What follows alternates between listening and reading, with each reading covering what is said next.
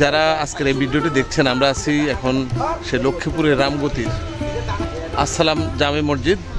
এখানে আমরা আজকে একেবারে অপ্রত্যাশিতভাবে আমরা এসেছি। এখানে এসে আমরা পবিত্র জুমার নামাজ আদায় করেছি।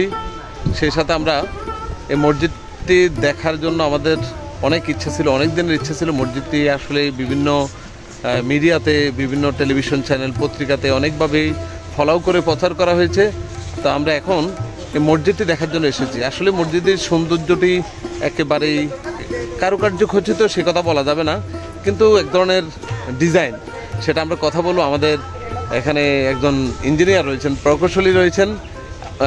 এই কী ধরনের মসজিদটির কৌশল ব্যবহার করা হয়েছে এবং ভিতরে অনেক বেশি আলোকিত দেখছি আমরা, এবং কোনো জানালা নেই, জানালা ছাড়াই মসজিদটি আমরা আপনাদেরকে দেখাবো। তো আমরা আগেই আপনাদেরকে বলছি যে আমরা অপ্রত্যাশিতভাবে মসজিদে আজকে জুমার নামাজ আদায় করেছি। তা আমি কথা বলবো আমাদের রিয়াজের সাথে। রিয়াজ, আসলে মসজিদটি মানে কি ধরনের স্ট্রাকচার তৈরি? আসলে লোড বেয়ারিং ওয়াল দ্বারা নির্মিত। এখানে হচ্ছে ইটের ব্লকের মাধ্যমে ভেন্টিলেশন সিস্টেম রাখা হয়েছে যেন বাতাস এবং আলো পাস করে। এটি অনেক সুন্দর একটি মসজিদ, যেটা বাংলাদেশের মধ্যে অনন্য। বাংলাদেশে আমার জানা মতো আর কোথাও এরকম মসজিদ তৈরি করা হয়নি। এটি লক্ষ্মীপুর জেলার রামগতি উপজেলাতে নির্মাণ করা হয়েছে।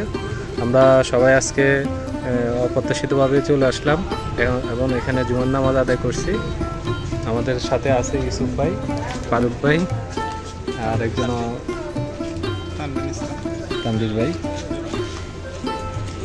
আমরা কথা বলবো আমাদের আমি আসলে যে মার্কেটে ব্যবসা করি, সে মার্কেটে একজন ব্যবসায়ী, খিদনা শোর মালিক ইউসুফ।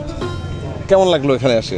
ভাই আলহামদুলিল্লাহ, এরকম মসজিদ আর আমি বিগত কোথাও দেখি না। মানে তো আলহামদুলিল্লাহ নামাজটা পড়েও ভালো লাগছে। আর ভিতরের যে স্ট্রাকচার বা ভিতরে যে কলা কৌশল, এটা কোথাও নাই। আর এটাতে নামাজটা পড়লাম, আদায় করলাম, অপ্রত্যাশিতভাবে আসলাম। যাই হোক, আমরা এখন রয়েছি সেই রামগতি শহর থেকে, বিশেষ করে রামগতি আলেকজান্ডার পার হয়ে প্রায় 10 কিলোমিটার নোয়াখালীর সড়কে, রামগতি থেকে 10 কিলোমিটার দূরত্বে সেখানে রয়েছে শেখের কেল্লা নামক স্থানেই রয়েছে আপনার এই আসসালাম জামে মসজিদ। তো আমরা এখানে জুমা নামাজ আদায় শেষে আমরা চলে যাব আমাদের স্ব গন্তব্যে। আগামী দিনের জন্য সকলের শুভকামনা এবং ভালোবাসা রইল। ধন্যবাদ সকলকে।